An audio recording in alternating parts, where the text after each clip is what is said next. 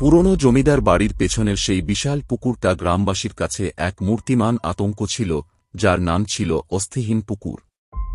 লোকমুখে প্রচলিত ছিল যে কয়েকশ বছর আগে এক তান্ত্রিক সেখানে কোনো এক অপার্থিব সাধনা করতে গিয়ে নিজের হাড় জলাঞ্জলি দিয়েছিলেন, আর তারপর থেকেই সেই পুকুরের জল হয়ে উঠেছিল আলকাতরার মতো কালো এবং স্থির।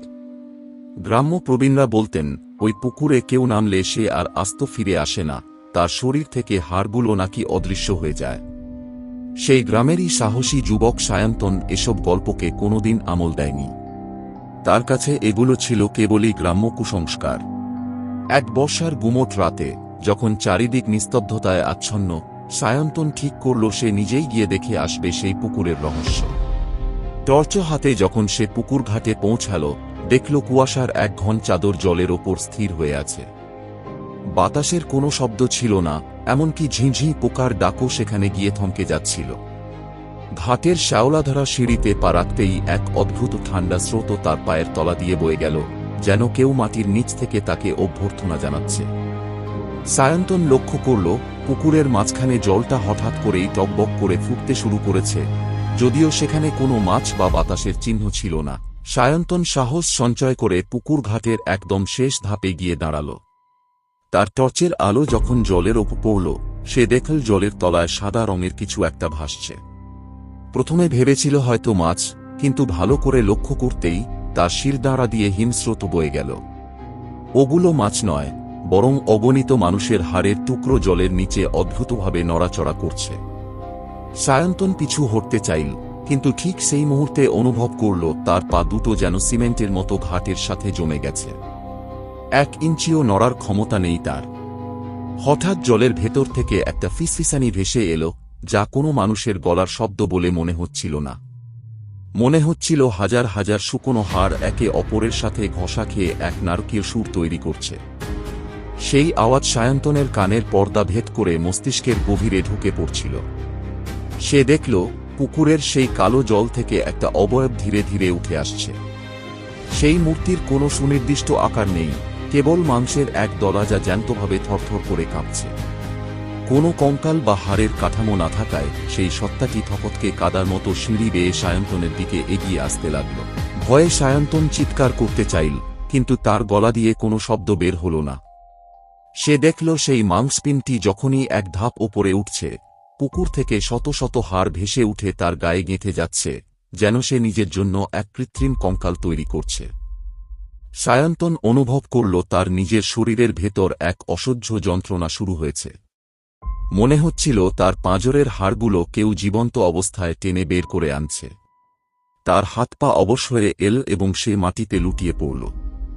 সেই বিভৎস সত্তাটি এখন সায়ন্তনের একদম সামনে।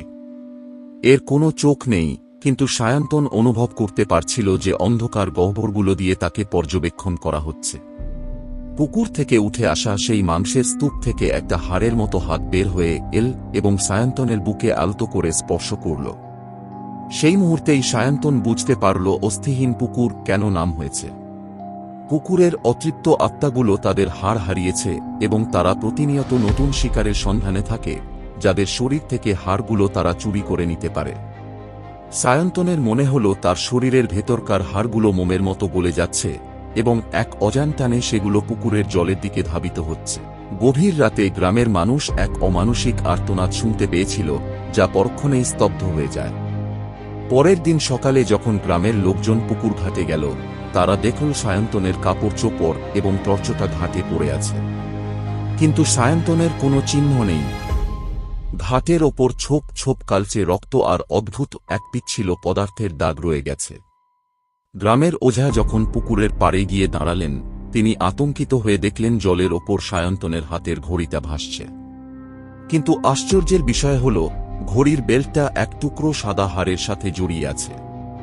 সেই দিন থেকে পুকুরের জল আরও কালো হয়ে গেল এবং মাঝরাতে শোনা যেত অদ্ভুত এক হাড় মর্মর করার শব্দ।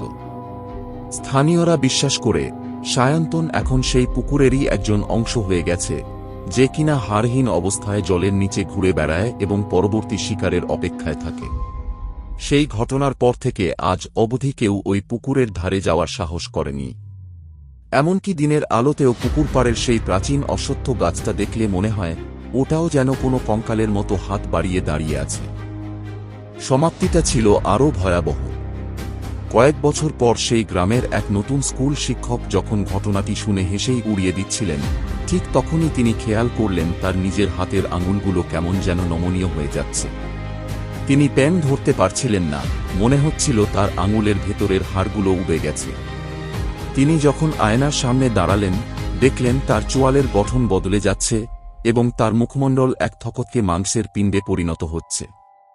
সেই রাতেই তিনি এক অদ্ভুত ঘোরের বশবর্তী হয়ে পা বাড়ালেন সেই পুকুরের দিকে।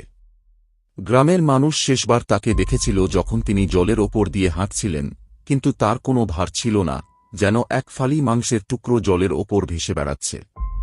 সেই থেকে গ্রামের মানুষ বুঝে নিল যে এই পুকুরের অভিশাপ কখনো শেষ হবার নয়। পুকুরের গভীরে সায়ন্তন এবং সেই শিক্ষকের মতো আরও কত শত আত্মা যে হাড়হীন অবস্থায় ছট করছে, তার হিসাব কারো কাছে নেই। আজও অমাবস্যার রাতে যারা সেই পুকুরের পাশ দিয়ে যায়, তারা নাকি শুনতে পায় সায়ন্তনের কণ্ঠস্বর, যে করুণ স্বরে সবার কাছে একটুখানি আশ্রয় বা এক টুকরো হাড় প্রার্থনা করে।